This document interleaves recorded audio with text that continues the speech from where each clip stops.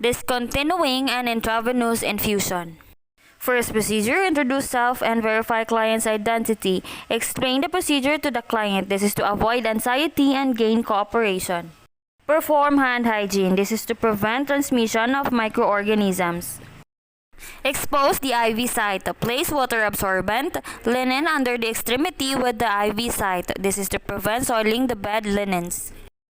Clamp the infusion tubing. Clamping the tubing prevents the fluid from flowing out of the needle onto the client or bed. Apply clean gloves. This is to prevent transmissions of microorganisms and to protect yourself from fluid contact. Remove the dressing and tape at the venipuncture site while holding the needle firmly and apply counter traction to the skin.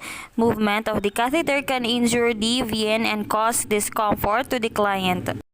Assess the venipuncture site. This is to assess for complications. Apply the sterile gauze above the venipuncture site by touching only the upper portion of the gauze. This is to maintain sterility of the gauze and provide pressure on the venipuncture site.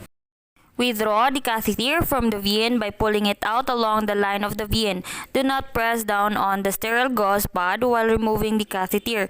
Pulling it out in line with the vein avoids injury to the vein.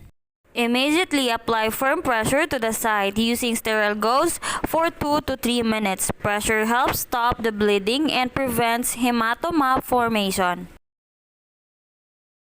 Hold the client's arm above the heart level if any bleeding persists.